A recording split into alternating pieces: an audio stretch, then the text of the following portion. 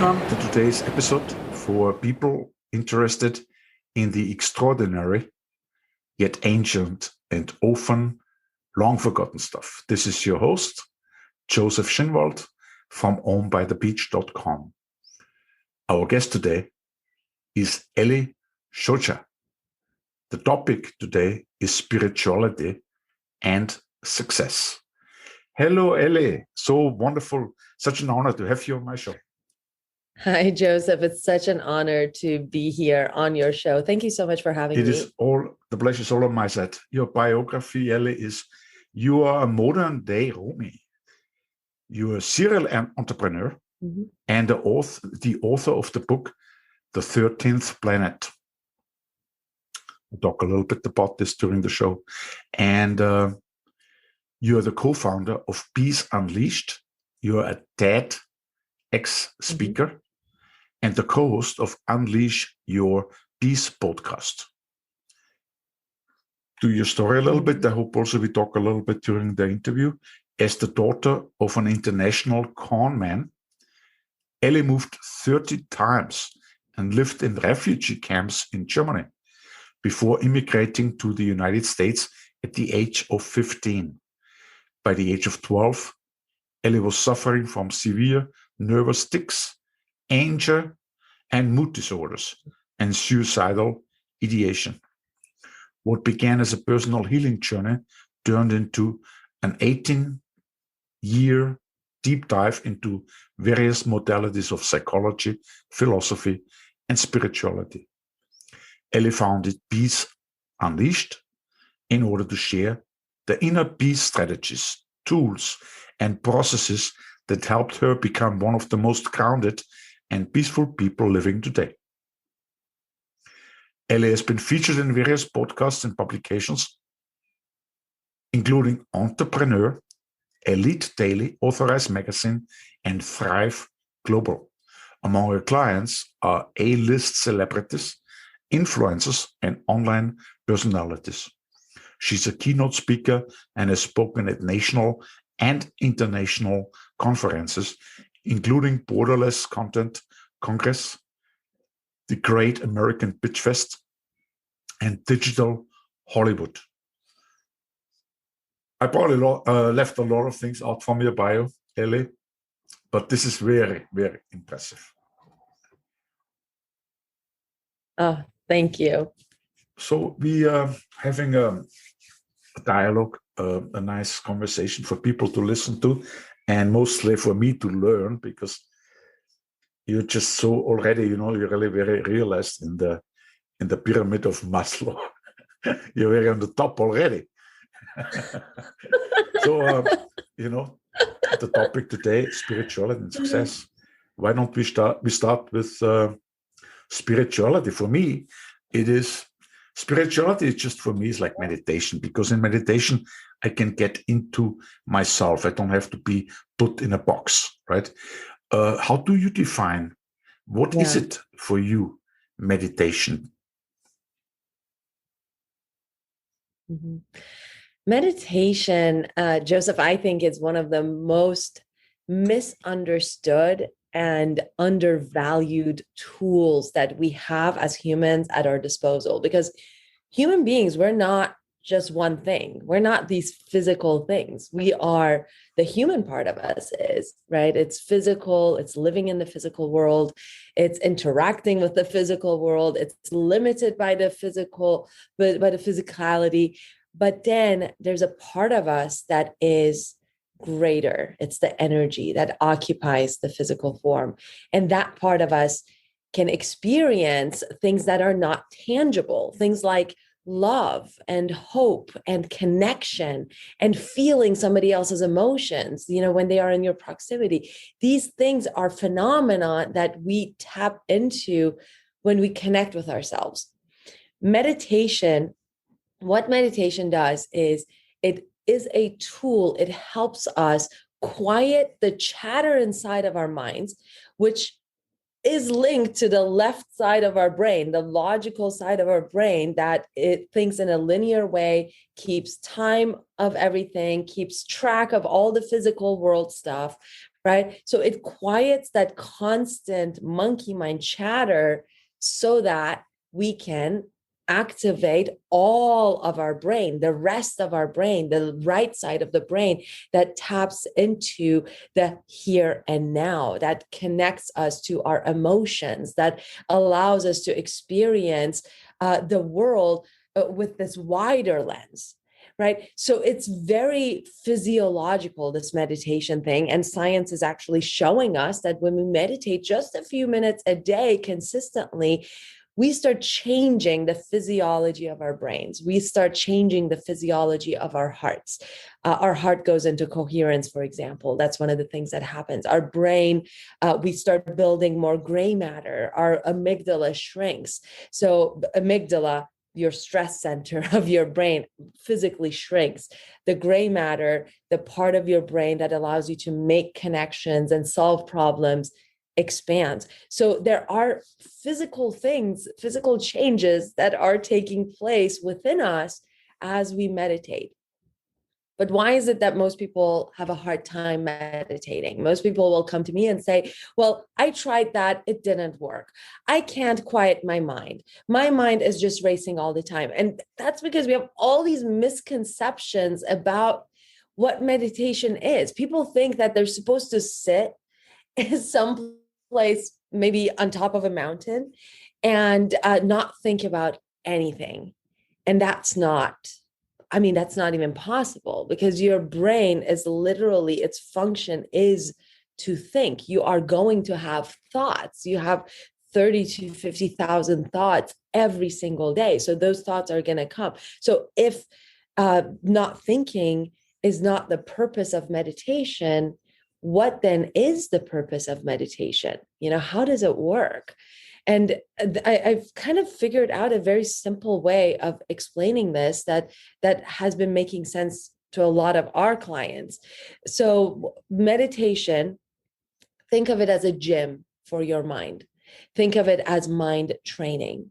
And what happens in meditation is you limit stimuli coming in. That's why we close our eyes. You can meditate with your eyes open, but then you have to deal with whatever stimuli is coming through your eyes. You can meditate in a room that has a lot of noise, but then you have to deal with the sounds that are coming into you. So you want to limit the stimuli as much as possible. That's why we find a quiet room, we close our eyes, and we also set a timer, because I don't want to be thinking, how long have I been sitting here? I'm not I need to go check on that tea or that food I put in the oven, or whoever's coming over. I don't want to think about that stuff. So I want to set a timer, even if it is for 2 minutes or 5 minutes. So I'm limiting the stimuli coming in. So then what happens? I give my mind a task. I decide on a home base for my mind to focus on. And that home base can be anything. It can be the breath going in and out of my nostrils. It can be the sound of music. If I want to meditate to music, it can be a mantra, a phrase that I repeat to myself over and over. It doesn't matter what the home base is. The point of the base is you tell your mind, for these 5 minutes, for these 2 minutes that I'm sitting here with my eyes closed and just focusing my mind. My task, the task of my brain, is to focus entirely on this thing that I have predetermined. So let's say my home base is my breath going in and out of my nostrils. The job of my brain during these 2 minutes, during these 5 minutes, is to focus on my breath going in. That's it. Thoughts are going to come. You're going to think, because your brain is designed to think. But here's the magic of meditation. You have thoughts, your mind starts to wander. You're thinking about what happened in 3rd grade that upset you so much. And all of a sudden, you come to your senses and you're like, oh, wow, I am thinking. I am thinking about what happened in 3rd grade. Powerful moment, because in that moment, this is why meditation is a gym for your mind, because in that moment, you have separated yourself from the thought. You have become the awareness that acknowledges that you are thinking about a subject. So therefore, you can no longer be that thought itself. So therefore, you become the consciousness. You're separating that human, the physical part of yourself from the consciousness, that awareness part of yourself. So now what? Remember, your task is to come back to your home base. Now, in meditation, you can say, hey, my home base was my breath. I'm going to let this thought go. And I'm going to come back, focus on my breath. Your mind can't consciously focus on two things at the same time. You can't be in the here and now and focus on your breath and also simultaneously be in your third grade class. So in meditation, you have an option. You can have a choice of choosing which one you want to focus on. Because we're meditating, you come back to your breath. That is like one push-up for your brain. Why is it powerful? Because, well, if you do that in meditation 3 times, 4 times, you are building the muscle inside your brain of recognizing that you are thinking, releasing the thought, and then consciously and deliberately bringing your attention into a place of your choosing.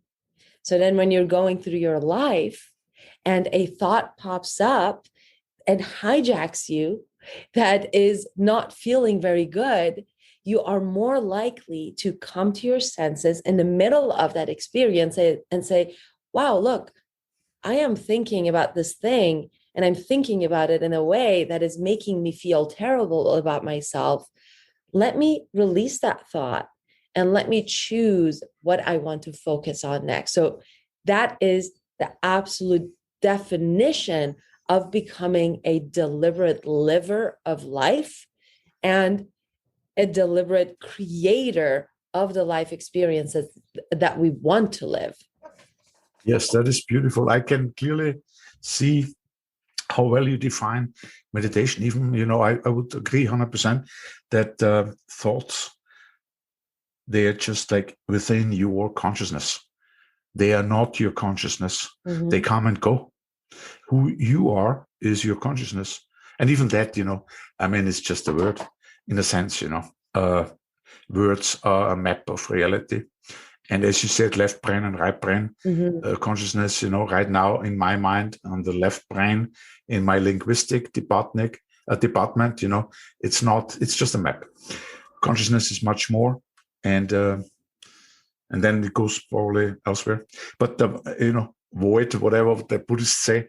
What is interesting here is that Dr. Joe Dispenza, which I really love the books I read recently, because he doesn't talk about religions. He sees the whole thing very scientifically, but he does go sometimes into definitions from religions. Like he defines meditation as the Tibetan Buddhists define it, and he says they define it, and that's what I like. He said it's his best definition. It's to familiarize yourself with yourself. Mm-hmm. Absolutely. And to become familiar with yourself, you have to become familiar with your thought patterns. Because a lot of people, as you said, Joseph, falsely assume that they are their thoughts. Just because a thought is present in my mind, it is the reality of this moment. It is the reality of who I am. And I cannot change it because I'm just at the mercy of these thoughts. And nothing could be farther from the actual truth, which is your thoughts are here one moment, they're fleeting, they're gone the next moment. You can literally change what you think on a subject based on what you want to feel on that subject. And you have that control, you have that ability, and that possibility exists for every single person. And meditation helps us practice exactly that. Practice becoming aware, releasing the thought, choosing something to focus on that makes us feel better. Yes, Ellie, I agree 100%. I think the worst thought is the one we identify with, because the ego, It's the unrealness of it. Yet it is not a bad thing. I like the ego. I like my roles, particularly when you go into business and you have your roles, or you have many roles in life. And they are real in a sense, but they are not you. You are, it's like a chess game. There are the pieces of the chess. You're the player. You're not the chess pieces. And so I feel like, it's so wonderful. What an amazing analogy. What an amazing analogy. You are the player. You're not the pieces of the chess. Beautiful. It is taken from Hinduism. And they have beautiful analogies in Hinduism, yes. And I would say, I think just like you said, it is to really operate well in life, to have that kind of experience you want to have, because that's why we are here. We are here to have a beautiful experience. Then we have to really separate ourselves from the thoughts so we can actually choose them, because we are free, as you said, to choose them. And sometimes, even our innermost thoughts, if you really think about it, Ellie, I mean, when we grow up as children, I mean, how can we say that language is ours? I mean, that was all given to us. It's beautiful. We can communicate, but it's not like, the words, the grammar. That's how we think also. We think very much like language, but that's really some gift from others, which we were presented. We don't have to identify with it as this is our true being. This is ourself. Yeah. And we are so powerful. We're such powerful beings. And I think how readily language is available in our lives and how easily we translate thoughts into language is wonderful. And I can see it is also a little bit dangerous.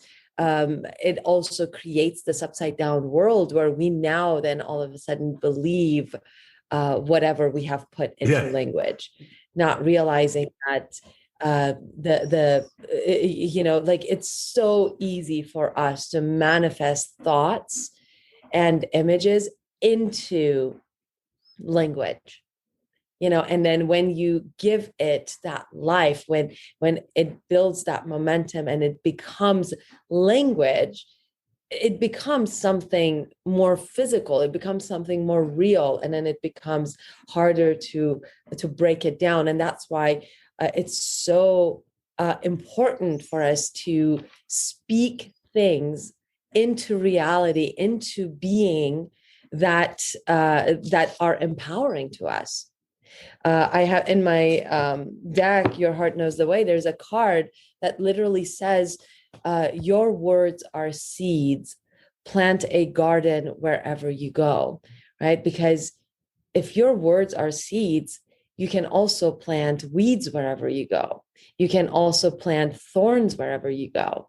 You have to be deliberate about which seeds you are planting, and plant fruit, plant beautiful flowers, and that's an analogy to say, speak only of things that are beautiful, that are empowering. If there's something that makes you feel bad, especially about yourself or others, don't speak them into reality with your words. You don't have to give them more power. You can find something empowering and beautiful and positive to focus on and speak and amplify with your powerful voice. Yes, Ellie, such a wonderful way to explain this. I think often, the words or the language, as beautiful as it is, but it's always a map of what is. And if we go with this kind of map, with the wrong map, if we go with the wrong map on a discovery trip on a tropical island, we go there and we go in the forest, in the jungle, whatever, where we might find beautiful pyramids and all kinds of wonderful birds and whatever you have in this nature. But it's important that this actually map for us humans, it does represent reality, and we cannot avoid it. We cannot avoid it. We get to a point in meditation where we can say, okay, this is now it without words. That's great. But most of the time, when we live in our lives, we always live according with our maps. And the way our maps is, our perception is so related with it.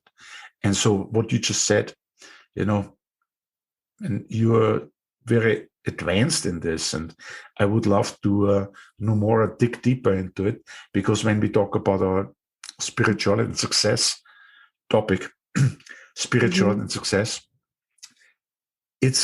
for me, it's a middling world. There is this duality. I don't have anything to do with it, really. I mean, it's yin and yang. The yin is the sunny side. The yang is the shadow side of the mountain. That's literally how it is translated from Taoism. And you look at spirituality and success. What is it other than yin and yang? What is it other than the sunny and the shadow side of the mountain? Again, why do we separate it so much? Why do we say this is spirituality and this is success?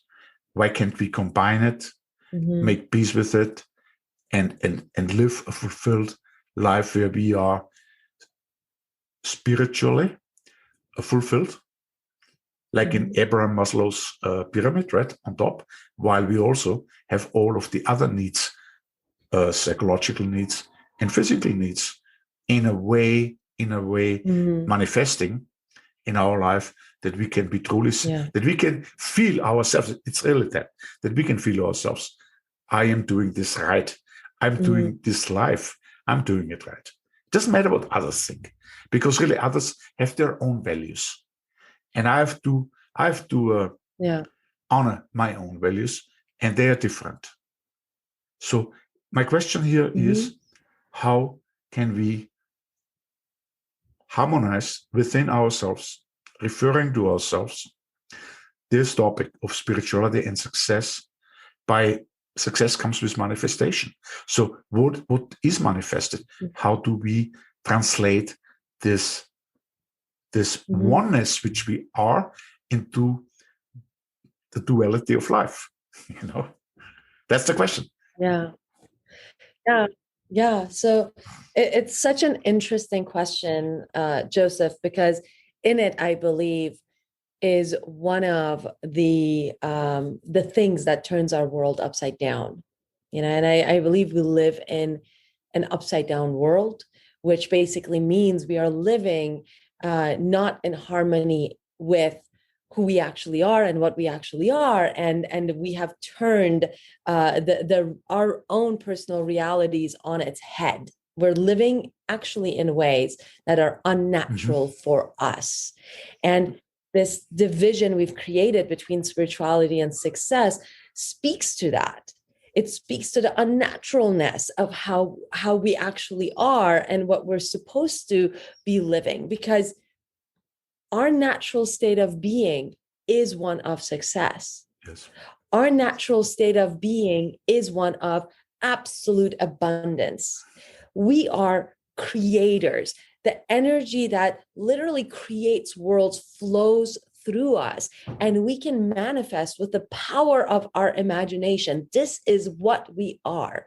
But when we tell ourselves that if I have too much, there's something wrong with me, money is the root of all evil, and on all of these stories around success that are not in alignment with spirituality. If you're truly spiritual, you cannot be materialistic. When we tell ourselves these false stories, we turn our natural state of being on its head, and we live in ways that are unnatural to our essence, to our very essence. Because look around at the world. The world exists in abundance. When you see flowers, you don't see one flower popping up here and then feeling guilty about being too beautiful. You see a field of flowers. You see fields of trees. Animals move in packs. When there is health, there is abundance. And it's abundance of everything, right? It's abundance of beauty. It's abundance of food. It's abundance of water. It's abundance of everything around us. And as human beings, we are abundant beings. When we see a child who wants something, they never think to themselves, oh, maybe I don't deserve that. Maybe I don't deserve that toy. Maybe I'm too selfish if I want a bicycle for my birthday. No, I want a bicycle for my birthday. And then the child goes off and starts becoming really excited about all the things he's going to do with that bike, and then all the places he's going to go, and he's going to get his friends to get bikes so they can go out and on adventures together, right? So the child doesn't put those limitations on himself. We learn in time that, oh, maybe I shouldn't be too happy because other people might get jealous, as if my happiness will make somebody else sad, right? As if those are connected like that. I love what Abraham Hicks says. She says, you cannot get sick enough for other people to become healthy. You cannot become poor enough for other people to become wealthy, right? Our wealth and our happiness is our birthright. Abundance is our birthright. When we live in a spiritual way, which means when we are connected to the spirit within ourselves, we are connecting to the unlimited abundance of us. And unless we put a lid on it and say, well, you know what, being spiritual is not the same as being, like I can't be spiritual and successful at the same time. Like, unless I actually create that belief within myself, if I am spiritual, if I'm connected to the spiritual spirit within me, I am going to find abundance. I am going to find success, because the higher I vibrate, the more connected I am to myself, the more I am going to attract abundance of every kind into my life. Then my task becomes to receive it when it comes. Receive it when it comes.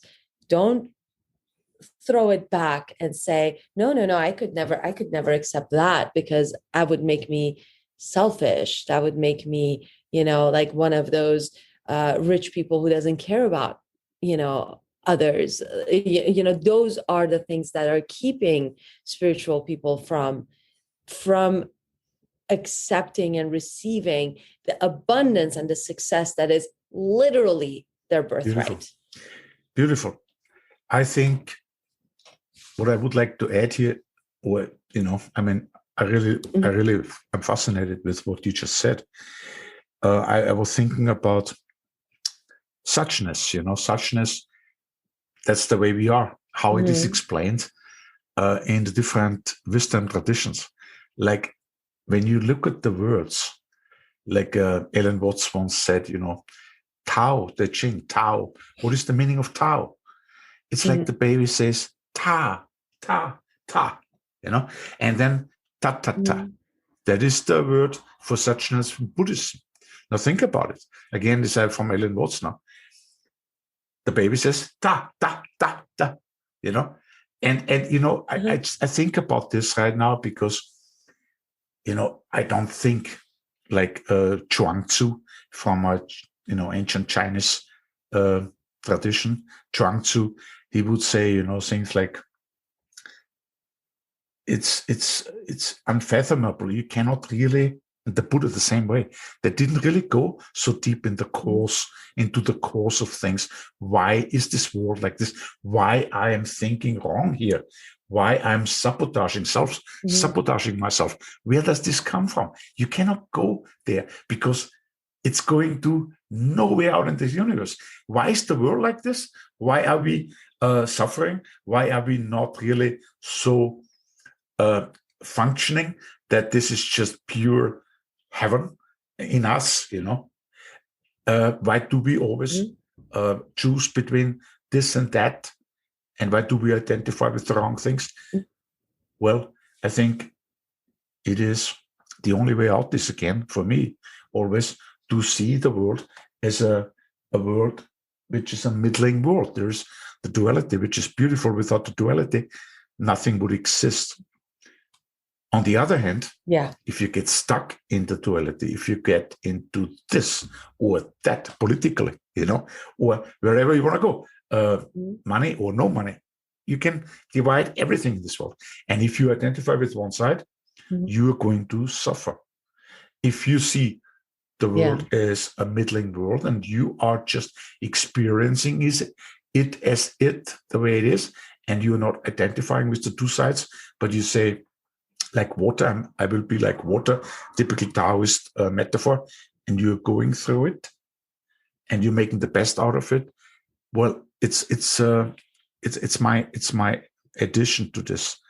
Of course, what you said is much deeper, because these are things which people who are very much into wisdom tradition or religions or philosophy do not really realize often, because it is such a great potential.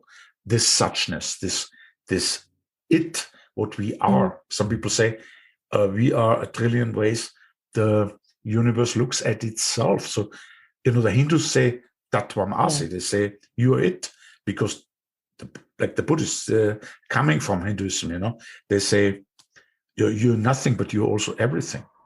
It's like we are too small. We think we have a map where human beings and I is a very small version. This is our map, but the reality is not like this. But on the other hand, you cannot say I'm the king of the universe only because you're the queen of the universe. I'm the king of the universe because at the same time, without the universe, without our parents, without the air, without the mountains, without the sun, without our legs, whatever have you, we are nothing, right? So we are interconnected. Well, we are energy, and energy doesn't, and energy cannot be created. It cannot be destroyed. And that's the thing. We are everything. We are all of it. We are energy, and we are individualized in these physical forms. The physical body, the human, is energy experiencing itself in physicality. And that is really amazing, because imagine for a moment what we are when we are not in a physical form.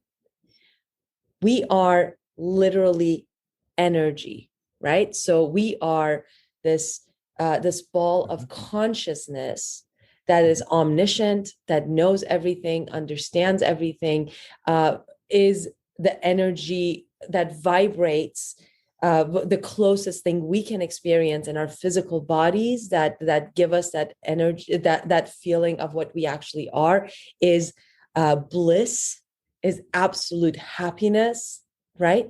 So you can experience it when you're in love.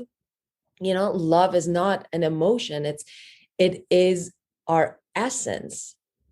So we are this omniscient consciousness that can be and do and have anything it wants. But in being all things and everything and instantly creating everything, what is the fun in that? It's not that much fun. If you can instantly think of something and poof, it's done. Why do we come into the physical body? We come into the physical body because of its limitations. Because now I'm not perceiving trillions of information that's around me instantly and understanding all of it, understanding everything about the universe in an instant and knowing everything. I am limited by my senses. Everything filters in through my ears, through my eyes, through my touch, through my nose. And now I can create a hierarchy of experiences that I want to feel in this physical form, right? So now I can interact with information, with vibration, with energy that surrounds me in a new way. I can build relationships with it because I'm not receiving all of it at once and knowing all of it instantly and creating all of it instantly. I am limited, and the limitations are beautiful. So then we are in this on this planet, Earth, which has a lot of contrast. What do I mean by contrast? We don't have two genders. We have, like, every day there's new genders popping up. We don't have, hair color and texture and style. How many people do you have with your exact hair color, texture, and style? I would guess no one. We have as many hair colors as there are people. Like variations as there are people. If you walk down the street, Joseph, and you saw somebody wearing the exact shirt you're wearing, you would stop and you'd be like, oh, I have that shirt. Isn't that weird that you would notice it? There are so many people on the planet, so many items of clothing, so many different types of shirts, but like billions, right? But you would be surprised if somebody owns an item that you own. That's how much variety is in the world. And why? Why do we have so much contrast, so much variety? It's not to go around and say, hey, I am right. Everybody should believe like me. No, the variety is there again for our advantage. It is there to show us what we don't like about the world around us, so that we can more clearly and more precisely define what we want to experience in this physical world. The variety is our gift, right? It's a gift for us that we have given to ourselves. We come to this planet in particular because of all of the variety that there is. Variety in vegetation, variety in experiences. There are people who live in the poles, where it's like super cold. There are people who live in the deserts. There are people who live in jungles. There are people who swim across oceans. There are people who climb, the highest mountains. We live for the variety, and the variety allows us to really build this unique experience of being physical, of being alive. And I think that's marvelous. That's absolutely marvelous.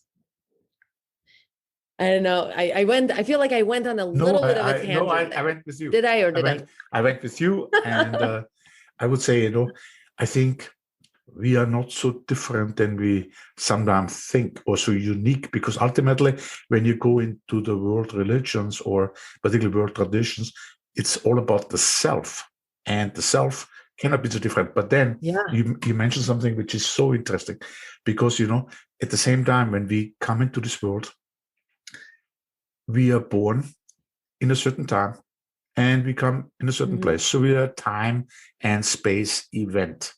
And now, at my age, over 60, I'm thinking back, and I know why I'm different, because of my time space, I have had very different experiences, and that's what I thought, right? And then I also thought about this other thing, which was while you were explaining, there is this definition somebody told me, a friend of mine. She said, the universe is irresistibly attracted to itself.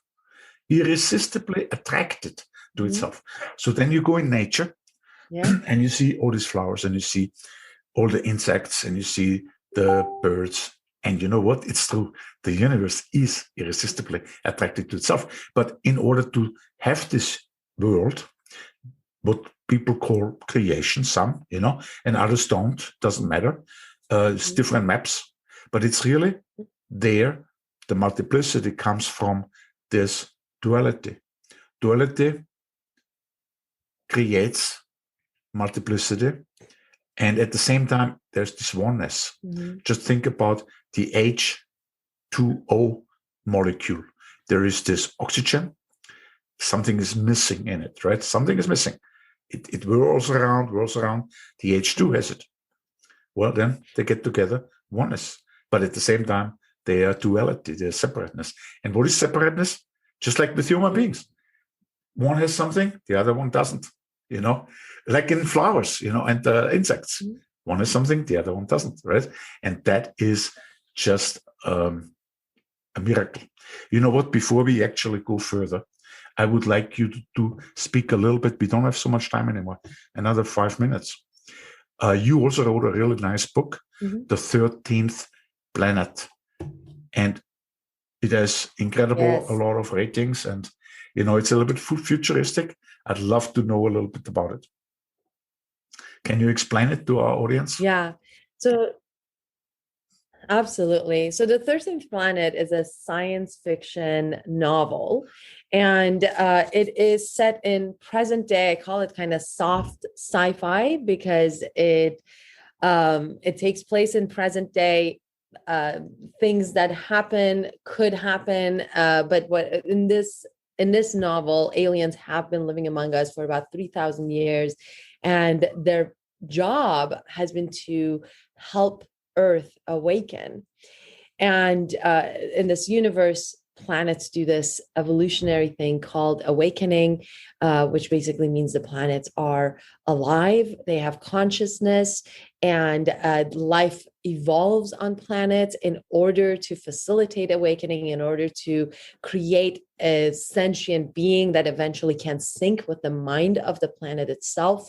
And when that awakening happens, that is essentially the next phase in the planet's evolution. So the planet then suddenly has a voice. It can communicate through those beings. And on Earth, those beings would be the humans.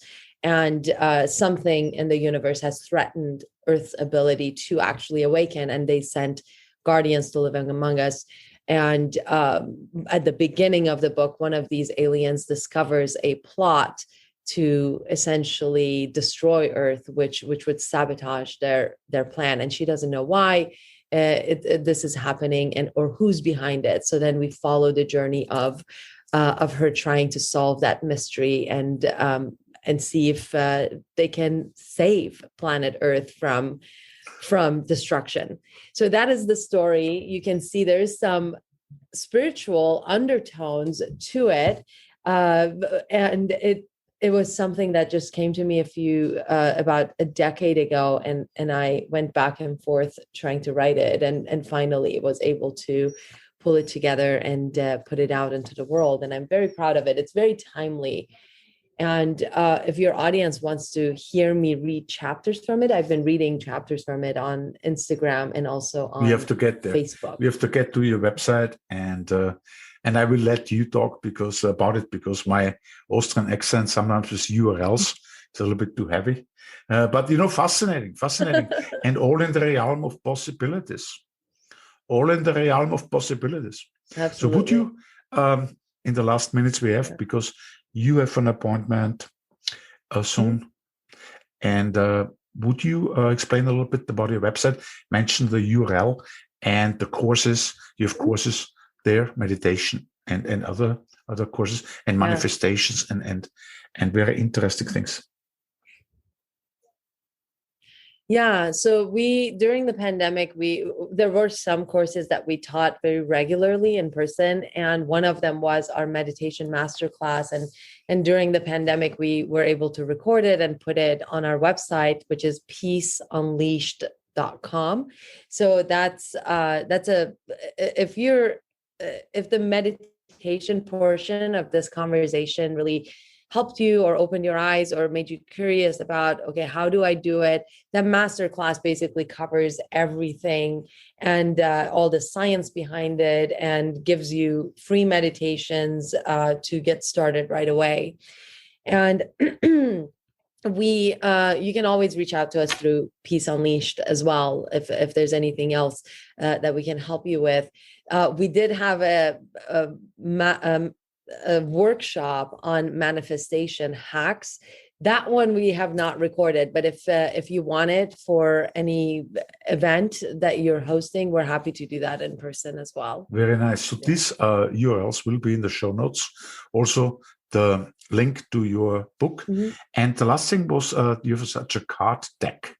Explain a little bit about that, because I'm fascinated with the I Ching, and I'm fascinated that somebody can actually get meaning out of something like the I Ching, of all these combinations in the moment, because it's just like life.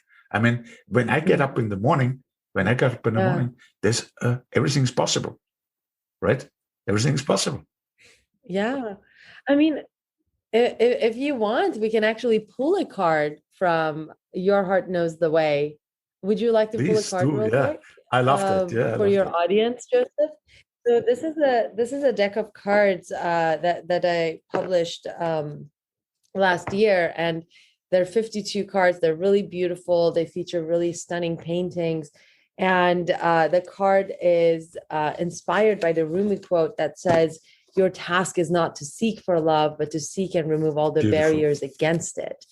And every card is connected to something that we are doing to keep that love from flowing through our heart, and then gives you a way to open, unclog. So we'll pull a card. If you're listening to this, you're probably meant to hear. Oh, and the card just flew out. And it's you this are one. You are already whole. And I can read this for you real quick, if you don't mind, in the last few minutes that we have. You are already whole. Extended quote is, "How free you are the moment you realize that there is nothing for you to do other than to be. When you finally say, 'I already am.'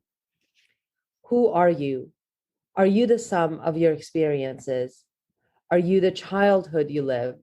Are you the beliefs you hold? Are you the grudges you keep? Are you the education you received?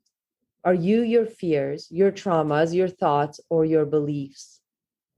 You think that you need to fill the space after 'I am' with needless labels, but you don't realize that every label you've placed after these words is keeping you stuck.